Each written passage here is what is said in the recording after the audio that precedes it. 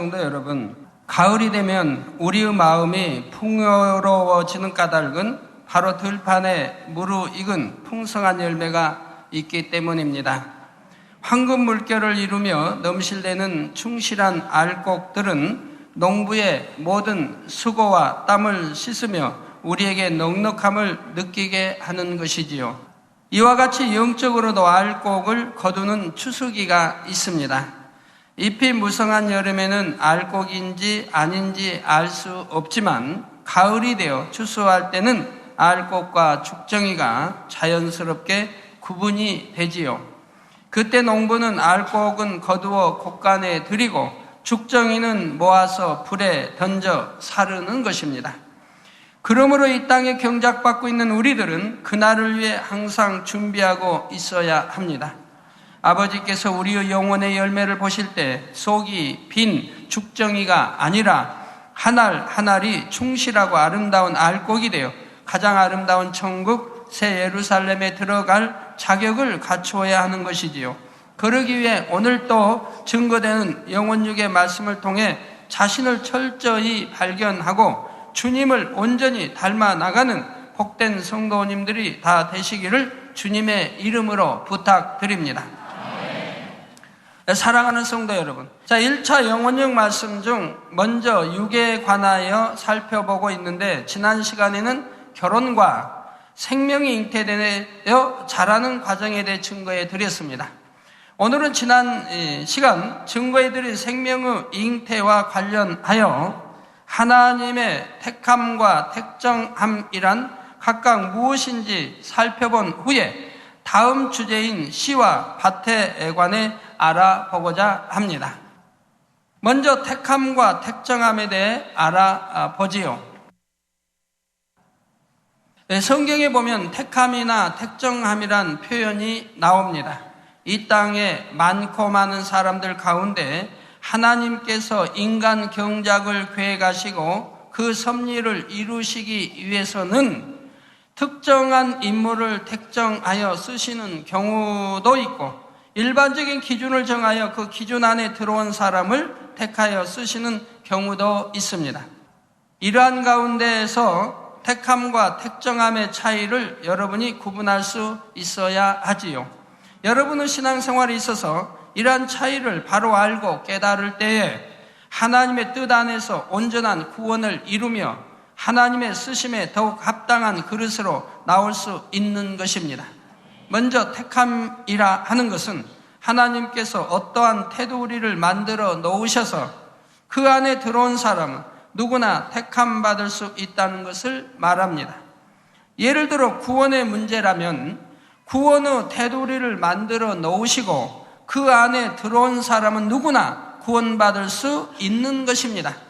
즉 믿음으로 예수를 구주로 영접하여 하나님의 말씀대로 살아가는 사람을 하나님의 택함을 받았다 하는 것이지요. 어떤 사람들은 마치 하나님께서 주권적으로 구원받을 자와 구원받지 못하고 멸망받을 자를 처음부터 이미 택해 놓으신 것처럼 생각합니다. 그래서 한번 주님을 영접하고 구원받은 사람은 그때부터 비록 말씀대로 살지 못해도 결국은 구원받도록 강권적으로 역사하신다고 착각하는 사람도 있습니다. 그러나 우리 하나님은 결코 그런 하나님이 아닙니다. 하나님은 구원의 테두리를 만들어 놓으셨기에 자유의지 가운데 믿음을 가지고 이 테두리 안에 들어오는 사람은 하나님의 택함을 받아 구원에 이르게 되는 것이지요. 반면 구원의 테두리 안에서 스스로 들어오지 않으면 택함 받지 못하며 일단 들어왔다 해도 다시 나가버리면 이는 처음부터 들어오지 않은 사람과 마찬가지로 택함을 받지 못한 것이 되어 구원받지 못하고 사망에 이르게 되는 것입니다. 계시록에도 보면은 이미 생명책 이름이 농명 기록되었다 할지라도 내가 마음에 옷을 빨자, 즉 마음에 할례하지 않으면은 생명책에서 그 이름을 흐려버린다 했습니다. 지워버린다. 흐려버리면 지워지는 거죠. 이렇게 택함을 받았다 해도 내 스스로가 믿음 생활을 하지 않으면 다시 생명책에서 이름이 지워져 버리게 되는 것입니다. 그래서 고린도전서 3장 17절에도 보면 누구든지 하나님의 성전을 더럽히면 누구든지 목사든 장로든 권사든 누구든 마찬가지. 누구든지 하나님의 성전을 더럽히면 하나님이 그 사람을 멸하시리라. 하나님의 성전은 거룩하니 너희도 그러하니라. 여기서 하나님의 성전은 성령이 계신, 내 마음 안에 내주와 계신 내 마음을 지금 성전이라고 하는 것입니다. 이 성전을 더럽히면 하나님이 버리신다고 말씀하는 거지요.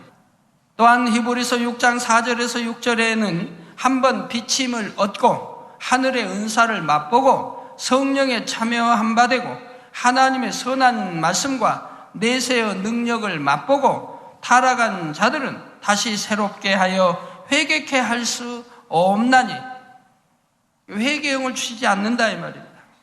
또는 성령을 회방하고 거여가 모욕하니, 이런 분들은 하나님이 역사하지 않은 것을 보게 된다 이 말입니다. 그래도 끝까지 매달리면, 그래도 내가 끝까지 매달리면 하나님이 구원의 은총을 베풀어 주실 수도 있기 때문에 끝까지 포기는 하지 말아야 됩니다. 타락한 자들은 다시 새롭게 하여 회개케 할 수 없나니 이는 자기가 하나님의 아들을 다시 십자가에 못 박아 현저히 욕을 보임이라 했습니다. 이것은 주님을 알고 믿었다 해도 다시 구원의 테두리에서 벗어나면 결국 멸망에 이르게 된다는 말씀입니다.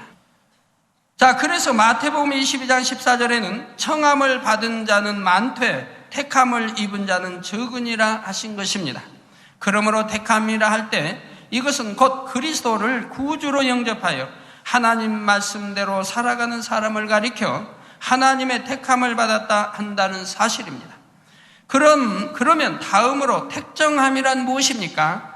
이는 만세 전부터 모든 것을 예지하시고 예정하신 하나님께서 인간 경작의 섭리를 이루시기 위해 어떤 사람을 택하셔서 그 삶을 전폭적으로 주관해 가시는 것입니다. 예를 들어 믿음의 조상으로 세우신 아브라함이나 이스라엘의 머리가 되게 하신 야곱, 출애굽을 위해 택하신 모세 등이 바로 하나님의 섭리에서 큰 사명을 감당하기 위해 택정함을 입은 사람들이지요.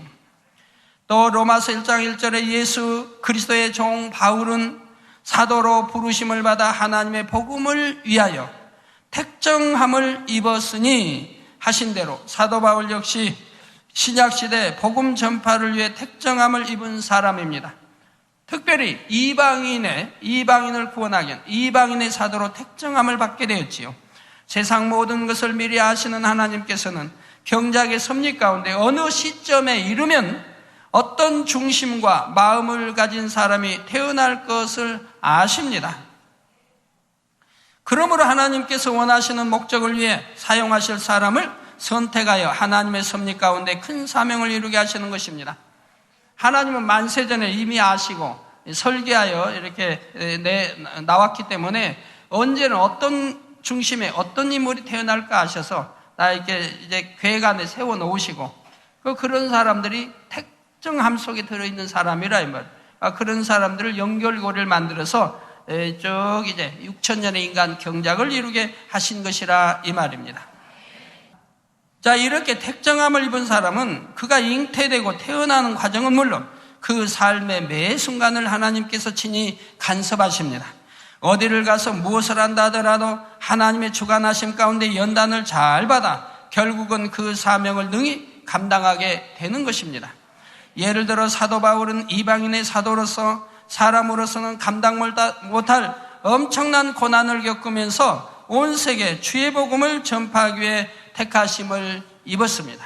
강하고 담대하며 변치 않을 중심이었기 때문입니다.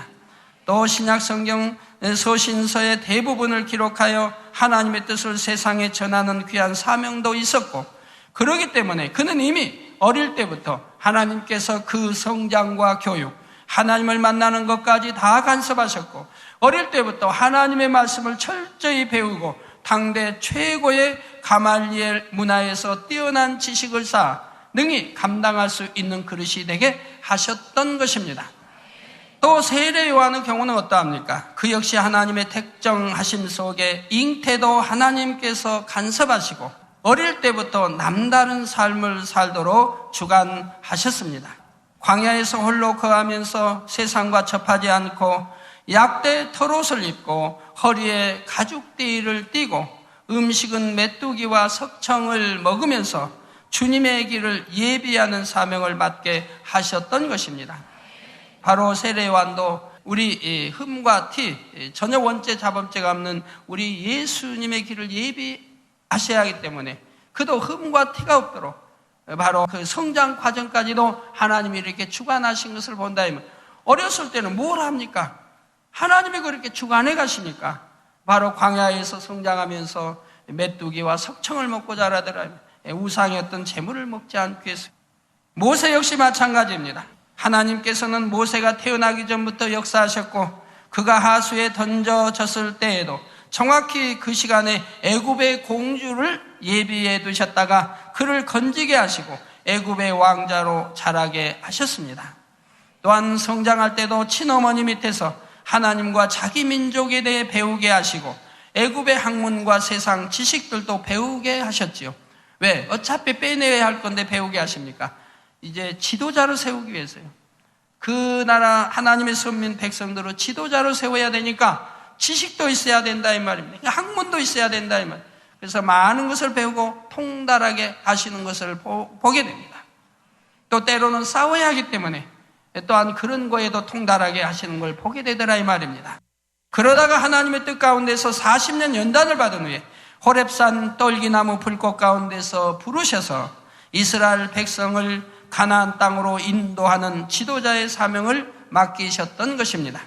또한 예레미야에게는 예레미야 1장 5절에 내가 너를 복중에 짓기 전에 너를 알았고, 복중에 짓기 전에 너를 알았다 이 말입니다. 너를 알았고 내가 태에서 나오기 전에 너를 구별하였고, 나오기 전에 이미 구별했다 이 말.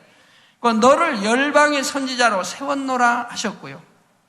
이처럼 하나님께서는 인간을 경작하시면서 어느 때 어떤 중심을 가진 사람이 태어날 것을 아시고 강권적으로 주관하심으로 하나님의 뜻을 이루도록 역사에 나가시는 경우가 있는데, 이런 경우가 바로 택정함을 받은 것입니다. 여러분이 택함과 택정함에 대해 밝히 깨달으시려면 하나님의 예정하심에 관해 이해하셔야 되는데, 여기에 대해서는 다음 기회에 자세히 설명해 드리도록 하겠습니다.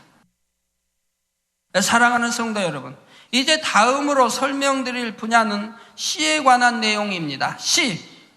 첫 시간에 생명의 씨에 대해 간략히 살펴보았는데, 여기서는 하나님께서 씨를 주신 섭리와 연결하여 설명드리도록 하겠습니다.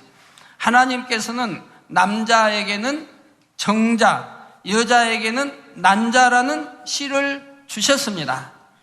이 씨를 통해 하나님께서는 이 땅의 인간 경작의 역사가 계속 이어져 나갈 수 있도록 섭리하신 것입니다. 남자 씨는 남자가 능력이 있어서 이 정자 씨를 만들었습니까? 여자 씨는 능력이 있어서 난자를 만들었습니까? 여러분이? 아니잖아요. 하나님이 처음부터 아담 하와에게 이 생명의 씨를 주셔가지고 그것이 쭉 이어나오도록 역사해 주셨다 이 말이에요. 그러니까 이 생명의 씨로 되어 잉태되어 여러분이 나온 것인데, 곧 그러므로 하나님이 거기에도 아버지요 또 영을 주셨으니 영의 아버지도 되신 것입니다. 농사를 지을 때도 마찬가지입니다. 농부는 농사를 짓기 위해 땅에 씨앗을 뿌리지요. 이 씨앗에는 어린 식물로 자라날 부분과 식물에 자라는 데 필요한 양분을 저장하고 있는 부분으로 나누어집니다. 그리고 씨앗에서 싹이 트는 과정에는 적당한 수분과 온도, 빛과 산소 등이 필요하게 되지요. 이렇게 식물의 씨앗이 밭에 뿌려져 알맞은 환경에서 싹을 틔우고 자라서 열매를 맺는 과정과 같이 사람의 씨도 비슷한 과정을 거쳐 새로운 생명체가 나오는 것을 볼 수가 있습니다. 즉 정자와 난자가 결합하여 생명이 잉태되고, 또 잉태된 생명은 모체로부터 영양분을 공급받으며 일정한 온도와 환경에서 자라나게 되는 것입니다. 이러한 씨에 관한 섭리 하나만 보아도 하나님의 지혜와 능력이 얼마나 신기하고 놀랍습니까? 그런데 여기서 우리가 한 가지 생각해 보아야 할 것이 있습니다. 그것은 농부가 씨앗을 땅에 뿌리고 열심히 경작을 하는 까닭은 바로 열매를 거두기 위해서라는 사실입니다. 아무리 좋은 씨를 땅에 심고 정성껏 가꾸었다 해도 열매를 맺지 못하면 아무 소용이 없지요. 마찬가지로 농부이신 아버지 하나님께서 우리 사람에게 생명의 씨를 주시고 이 땅에 6,000년 동안 경작하시는 것은 결국 열매를 거두시기 위함임을 알아야 합니다. 그러면 이 열매란 과연 무엇일까요? 식물의 열매와 같이 눈에 보이고 먹을 수 있는 그런 열매가 아니라 우리가 맺어야 하는 열매는 우리의 영혼의 열매를 말합니다. 다시 말해 우리 주님을 닮은 아름답고 선한 마음을 이루어 하나님의 잃어버린 형상을 온전히 회복하는 것이 우리가 이 땅의 삶을 살면서 맺어야 하는 열매인 것입니다. 이 열매를 맺지 못하면 우리 아버지 하나님이 계신 천국에 들어갈 수 없고 그 영혼은 쭉정이와 같이 아무런 가치가 없기 때문에 결국은 지옥불에 던져 살라지게 되는 것입니다. 농부가 씨를 뿌려 이제 열매를 거둘 때에 알곡은 거두어 창고에 들이지만 쭉정이는 아무 쓸모가 없기 때문에 먹을 수도 없고 아무 쓸모가 씨바지할 수도 없고 쓸모가 없기 때문에 불에 살라버린다 이 말이에요. 자, 그렇다면 여러분들은 과연 얼마나 열매를 맺고 있는지 돌아보시기 바랍니다. 성령의 9가지 열매를 얼마나 맺고 있습니까? 사랑장의 사랑을 얼마나 맺고 있습니까? 팔복을 얼마나 맺고 있습니까? 영적인 사랑의 열매나 팔복의 열매를 얼마나 맺고 있는지요? 분별하실 줄 알아야 합니다. 나는 얼마나 열매를 맺고 있어서 얼만큼 알곡이 되어 가고 있는지, 우리가 하나님께서 원하시는 아름다운 열매들을 주렁주렁 맺을 때 정령이 그 삶이 가치로운 것이며 아름다운 천국에 들어갈 수 있음을 기억하시기 바랍니다. 사랑하는 성도 여러분, 이제 살펴볼 분야는 밭에 관한 것입니다. 앞에서는 식물의 씨앗이 밭에 떨어져 자라는 것처럼 정자와 난자가 결합함으로 새로운 생명체로 자라날 수 있다 했습니다. 그런데 여기서 설명할 밭은 그런 육적인 의미가 아니라 영적인 의미로서 사람의 마음을 뜻합니다. 그러니까 여기서 말하는 밭은 영적으로는 사람의 마음을 뜻한다 이 말입니다. 이 부분은 육보다는 사람의 영과 혼을 이해하기 위해 필요한 내용이지요. 성경에도 보면 흙으로 지음받은 사람의 마음을 밭으로 비유하신 대목이 나옵니다. 마태복음 13장 3절에서 9절에 보면 예수님께서 사람의 마음을 옥토, 가시떨기밭, 돌밭, 길가밭으로 나누어 설명하셨습니다. 그러면 이러한 밭, 즉 사람의 마음은 어떻게 형성되는 것일까요?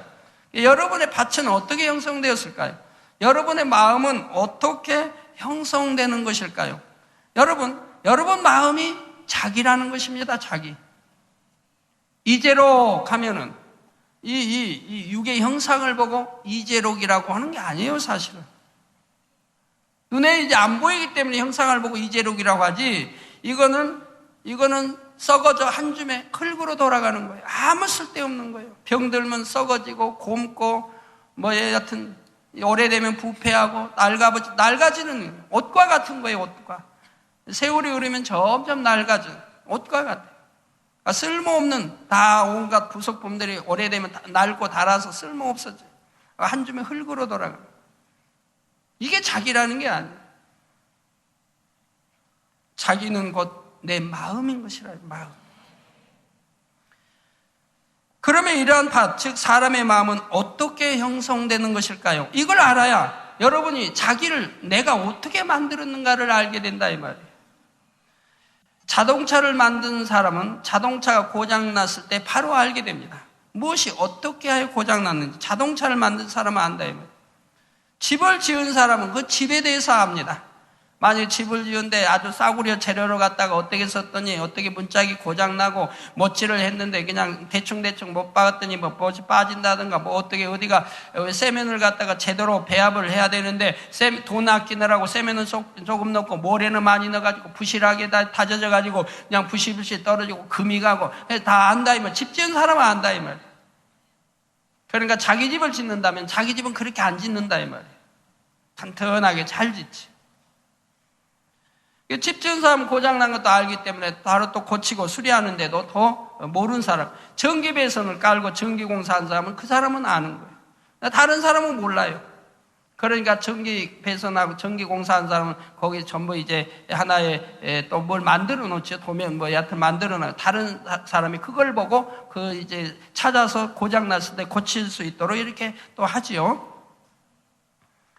자, 어린아이가 태어날 때 부모로부터 기를 받아 성품이 형성되고 이 성품이 사람의 마음을 형성하는데 중요한 영향을 끼친다는 사실입니다. 혹자는 사람은 핏줄을 타고난다고 하지만 사실은 피가 아닌 기를 갖고 태어나는 것이요. 이 기가 사람의 성품이 되는 것입니다. 말은 그냥 피를 받고 태어난다 하지만 사실은 아니라 이 말이에요. 만약에 피를 받고 뭐 태어나서 뭐 성공할 사람, 똑똑한 사람이 지혜로운 사람이 된다고 한다면은 저기 이 천재의 박사의 또는 천재의 피를 좀 돈 많이 주고 사가지고 그거 주입시키면 되게요?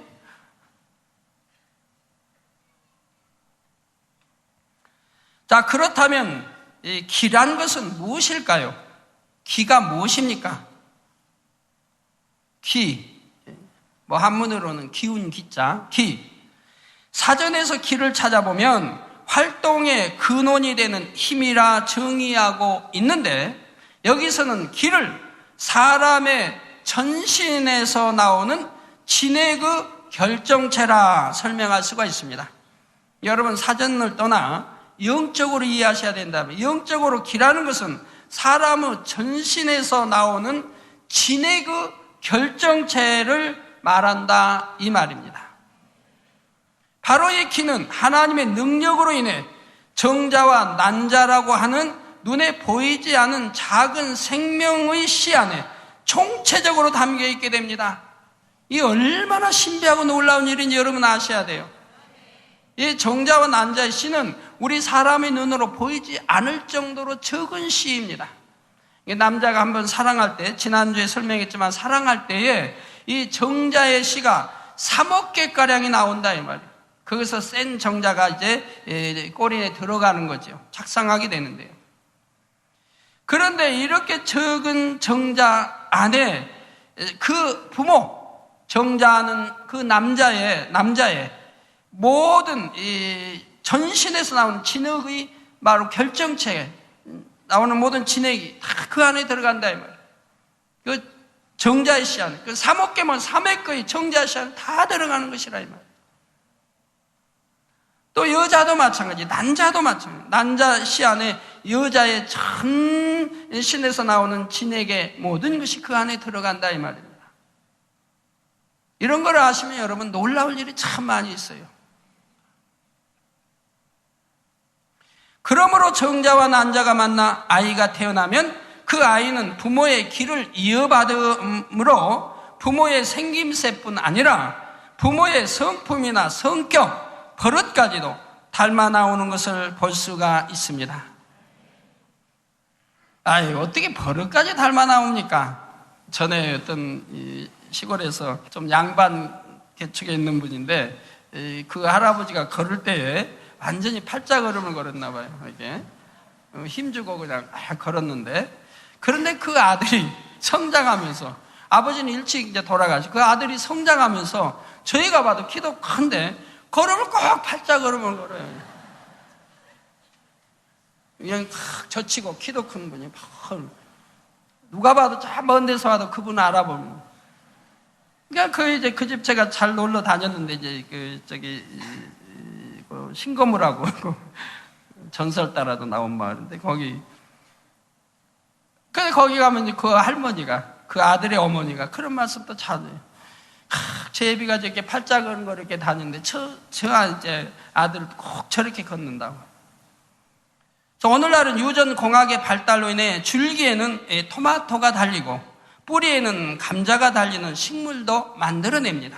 감자와 토마토의 유전 인자가 결합되어 그 유전자 안에 담겨 있는 각각의 특성이 그대로 나타나는 현상인 것이지요. 사람뿐 아니라 동물 세계에서나 식물 세계에서나 이와 같이 씨 안에 담겨 있는 고유한 특성들이 이어져서 계속해서 번식하고 번성해 나갑니다. 그러니까 과일도 마찬가지예요. 단 거 심으면 단수박 씨를 심으면 단수박이 나오고 하는 거 볼 수 있잖아요. 그러니 진의 그 결정체가 담긴 생명의 씨라는 것은 얼마나 놀라운 하나님의 창조물입니까? 성도 여러분, 다시 정리해서 말씀드리면 사람은 부모의 길을 이어받아 성품을 타고나게 되고 이 성품 가운데 마음을 형성하게 된다는 사실입니다. 가령 어떤 아이는 날 때부터 온유하고 인내심이 있는가 하면 어떤 아이는 혈기가 많고 조급합니다. 그러면 그 부모 역시 그러한 경우를 보게 되지요. 그래서 기라는 것이 그만큼 중요합니다. 그런데 여러분 아실 거는요, 한 부모 밑에서 아이가 10명이 자랐다면 10명 안에 부모를 따라 혈기도 많은데 어떤 아이는 온유한 아이도 낳게 됩니다.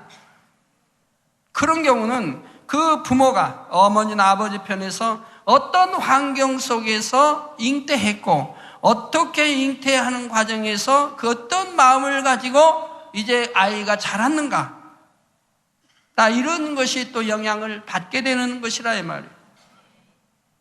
만약에 참 행복한 가운데서 잉태해서 또 자라가지고 난 아이가 있는가 하면, 아니면 같은 부모인데도 사업을 하다 잘못 실패해가지고 그냥 신경질과 또는 이 불안과 여러 가지 그냥 짜증과 이런 속에서 잉태한 거와, 그래서 남편의 그런 영향을 받아서 잉태해가지고 또 자라는 거, 이런 경우에 또 그 씨가 다르기 때문에 성품이 달라져 이렇게 달라지는 경우가 생기는 것이라 이 말이에요.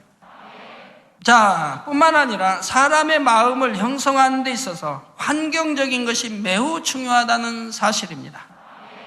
그래서 공자, 맹자 3번 이상 키우기 위해서 이런 것도 나오죠. 자, 예를 들어 아이가 막 태어났을 때는 아무것도 심겨지지 않은 밭과 같습니다. 입력된 것이 전혀 없기 때문에 아무 생각도 없는 무의 상태인 것입니다. 그런데 아이가 자라면서 보고 듣고 접하는 것들을 통해 생각이 들어오기 시작하고 이것이 마음에 심어지게 됩니다. 다시 말해 좋은 것이 생각 속에 입력되어지면 마음에 좋은 것이 심어지게 되고, 반대로 나쁜 것이 생각 속에 입력되면 마음에 나쁜 것이 심어지게 됩니다. 자, 그러므로 사람의 마음은 크게 선천적 요소와 환경적 요소의 결합으로 형성되어진다는 사실입니다. 즉 부모의 길을 타고 나온 그 밭 자체에다 이 세상에 태어나 성장하면서 어떠한 것을 내 생각 속에 입력하고 배우고 내 생각 속에 어느 것을 담았느냐에 따라 사람의 마음밭이 달라지게 되는 것입니다. 성도 여러분, 이러한 것을 알아야 여러분 자신이 어떻게 해서 형성되었는지 깨닫게 되고 또 아는 만큼 자신이 변화되어 나가는 데 있어서 힘과 능력을 받아 나갈 수가 있습니다. 가령 좋은 부모의 길을 받고 태어날 때는 좋은 마음밭을 갖고 태어났다 해도 성장하면서 자꾸만 나쁜 것을 입력시켜 나가면 나쁜 밭으로 가꿔집니다. 즉 나쁜 마음으로 자라게 된다 이 말입니다. 나쁜 마음으로 가꿔진다 이 말입니다. 그러니까 양심도 나빠지는 거죠. 결과는 양심도 나빠지고. 그렇게 가꾸어 놓고는 내가 옳다 한다고 해서 옳은 게 아니죠. 저 사람은 참 그러다. 자기는 나쁜 마음으로 이미 일궈가지고 그래 놓고 내 양심에 맞춰서 판단을 한다 이 말이에요. 분별한다 이 말이에요. 그러고는 자기가 옳다고 하니 옳지 않은 것이 너무 많이 생기게 되죠. 여러분 다 같은 거예요. 여러분도 그걸 빨리 깨우쳐야 됩니다. 그걸 빨리 깨우쳐야 돼요. 여러분. 그래야 자기를 빨리 발견해야 돼요. 내가 나를 어떻게 만들었는가, 어떻게 만들었는가를 빨리 깨우쳐야 되는 거예요. 반대로 태어날 때는 나쁜 밭이라 할지라도 거기에다 좋은 것을 계속해서 입력시켜 나가면 결국은 좋은 밭으로 개조될 수가 있습니다. 물론 이런 경우도 있습니다. 겉으로 드러나는 모습은 거칠고 악하다 해도 원래 온유한 길을 타고난 사람은 그렇지 않은 사람보다는 아무래도 변화되기가 더 쉬운 것을 봅니다. 그래서 마음의 근본 토질 자체는 좋기 때문에 자라면서 입력된 나쁜 것들을 뽑아버리고 좋은 것을 자꾸 담아나가면 좋은 밭으로 신속히 바뀌어지는 것입니다. 만약 부모로부터 받은 기 자체가 악하고 거기다 악한 것까지 많이 입력해 놓은 경우는 성결되기 위해 더 많은 기도와 금식이 필요한 것이고요. 그러나 어떤 경우라 해도 하나님의 능력으로는 못할 것이 없음을 알아야 합니다. 성도 여러분, 그러면 여러분은 주님을 믿기 전에 어떤 마음밭을 가지고 있었습니까? 하나님을 믿고 진리에 비춰보니 얼마나 악한 것이 많던가요? 시기하는 마음, 질투하는 마음, 미워하는 마음, 혈기 등등 심겨져 있었지요. 그런데 주님을 만나서 하나님의 말씀대로 살면 나쁜 밭도 좋은 밭으로 얼마든지 개조될 수 있다는 사실입니다. 어떻게 개조돼요? 농사하는 분이요, 내 밭이 나빠요. 이제는 좋은 밭을 만들어야 되겠는데 더 좋은 흙을 갖다가 자꾸 섞어주고 이렇게 하면 좋은 밭이 된다는 걸 알아요. 근데 어떤 다른 분이 이제 농사에 초년병이 와서 이 선배님이 묻습니다. 선배님, 우리 밭이 이렇게 나쁜데 어떻게 해야 좋은 밭으로 만들 수 있습니까? 그러면 선배 입장에서 가르쳐 줍니다. 알기 때문에. 그러려면 부지런해야 돼. 그리고 저기 산에 어디 좋은 흙을 갖다가 자꾸 이제 날려서 거기다가 흙을 섞어서 그러면은 좋은 밭으로 이렇게 바꿔진다고 말한다 이 말이에요.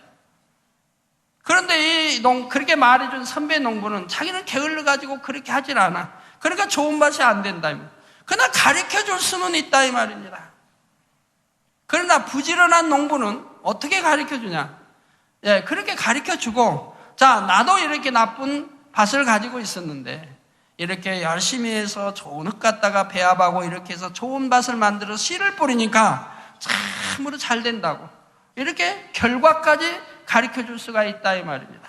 내가 체험했던 얻은 결과까지 설명할 수가 있다 이 말입니다. 우리도 마찬가지예요. 아무리 지식을 듣고 알아도 내 밭이 좋아지는 게 아니에요. 문제는 부지런해야 된다. 부지런히 하나님이 버리라는 거 열심히 버려야 된다 이 말이에요. 돌밭을 옥토로 만들려면 돌을 다 주워 버리면 되고, 가시떨기 밭을 옥토로 만들려면 가시를 다 뽑아내고 나쁜 건 좋은으로 바꿔주면 되는 것과 같이 마찬가지로 성경에 버리라 하지 말라 하면 버리고 하지 않으면 됩니다.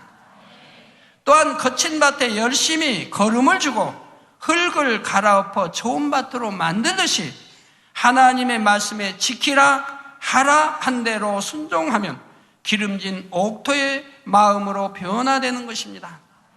그러니까 여러분이 구분해서 잘 아셔야 돼요.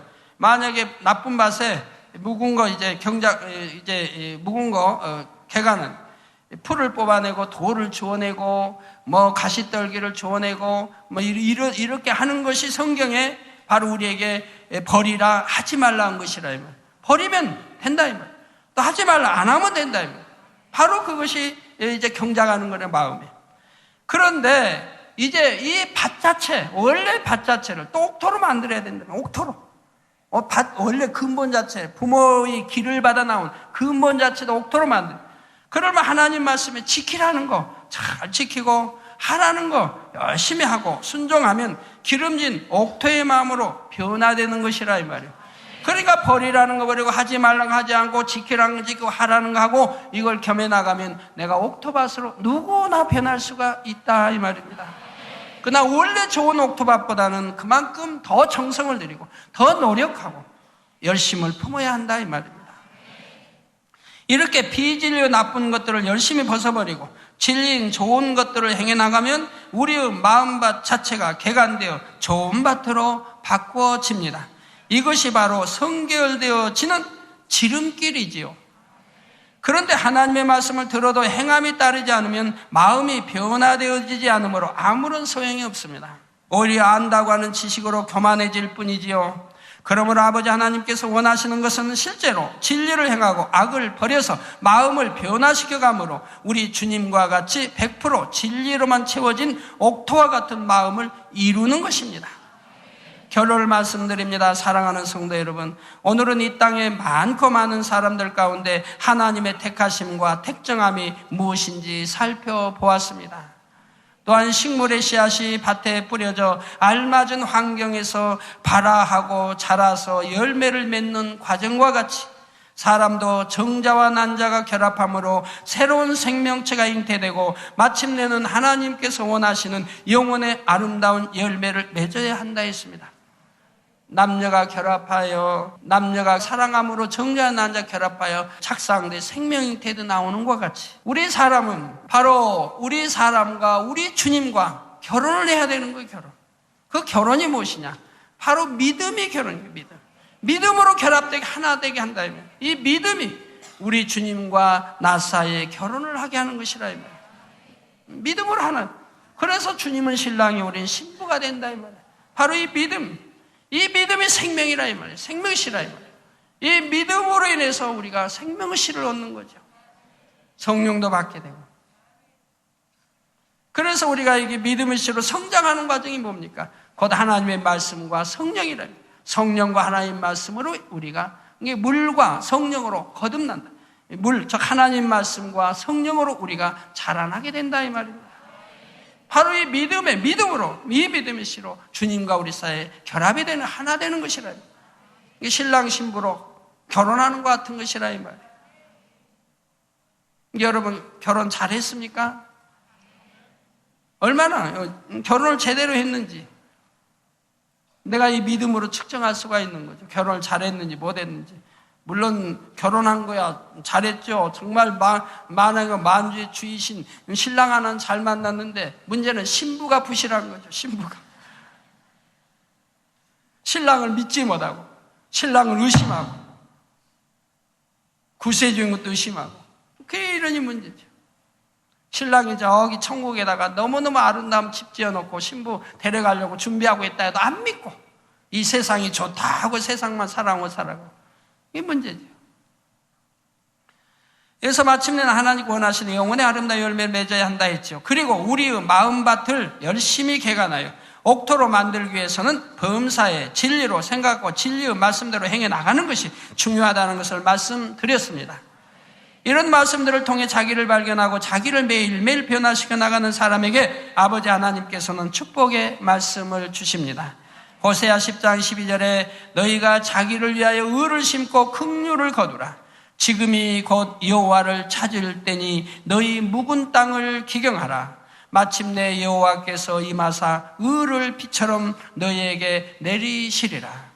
이 말씀처럼 하나님의 긍휼하심과 의로우심이 여러분들에게 비처럼 내리심으로 모두가 아름다운 알곡으로 나와 아버지의 보좌가 계신 새 예루살렘에 들어갈 수 있기를 주님의 이름으로 축원합니다.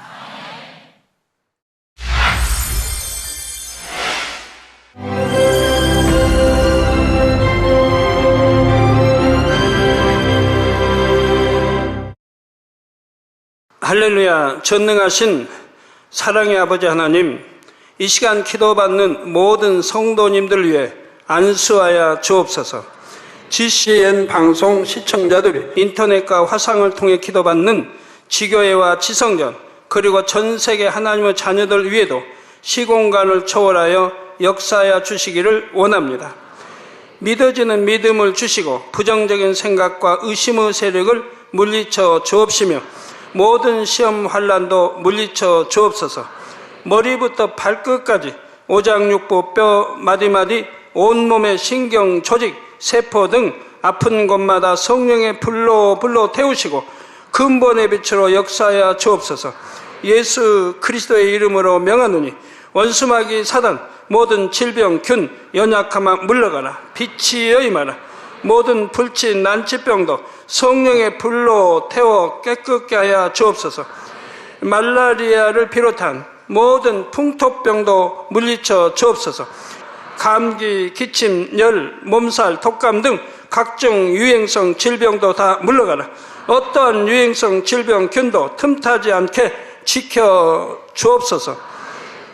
위암, 폐암, 간암, 유방암, 자궁암, 대장암, 피부암 등 각종 암과 에이즈, 백혈병, 뇌졸중, 고혈압, 저혈압, 심장병, 폐병, 위장병, 당뇨, 부인병, 피부병, 갑상선 질환과 모든 염증도 깨끗게 하여 주옵소서. 소아마비, 중풍, 관절염, 디스크도 온전케 하여 주옵소서. 요통, 두통, 신경통을 비롯한 모든 통증은 사라질지어다.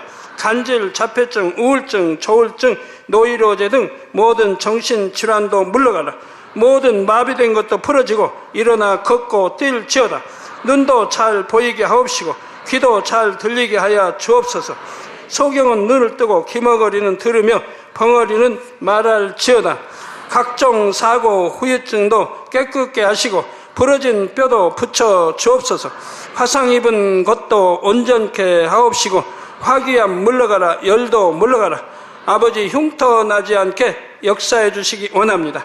마약을 비롯하여 각종 약물과 독극물 중독도 깨끗함을 입을지어다. 죽은 신경과 세포가 살아나며 죽은 자도 살아나게 하여 주옵소서. 잉태의 축복도 주시기를 원합니다. 잉태의 축복을 받으라. 예수 그리스도의 이름으로 명하노니 원수마귀 사단아 하늘 공중 곳에 잡은 악의 영들아 물러가라. 그의 사자들도 물러갈지니라. 이 땅의 악한 영, 더러운 영, 거짓되고 간사한 영, 의간질하고 미혹하는 모든 어둠들은 물러가라. 모든 흉악의 결박을 풀고 어둠아 물러가라. 빛이 임하라. 아버지 하나님, 부르짖어 기도할 수 있는 능력을 주시고 죄를 버리고 성결될 수 있는 능력을 주옵소서. 영원히 잘됨같이 범사에 잘되게 하시고 가정의 복음화도 이루어 주시기를 원합니다. 한 주간도 모든 사고와 재앙으로부터 지켜주시고 불통이 없는 형통한 삶을 살 수 있도록 축복해 주옵소서. 성령의 불담으로 천군 천사와 주님의 불꽃 같은 눈동자로 모든 하나님의 자녀들과 가정, 일도, 사업들을 지켜주시기를 원합니다. 학생들에게 지혜와 명철을 더하시고 공부할 수 있는 뜨거운 마음과 열정도 더하여 주옵소서. 마음과 생각을 세상에 빼앗기지 않도록 지키시고 하나님을 뜨겁게 사랑하는 학생들로 축복하여 주옵소서. 하나님의 자녀들이 먹으나 마시나 입으나 무엇을 하든지 하나님 앞에 영광 돌리는 삶이 되게 축복하여 주시기를 원합니다. 나는 하나님을 만났노라, 체험했노라, 응답 받았노라, 축복 받았노라 간증하는 입술이 되게 역사하여 주옵소서. 아버지 하나님 감사합니다. 홀로 영광 받으옵소서. 우리 주 예수 그리스도의 이름으로 기도하옵나이다. 아멘.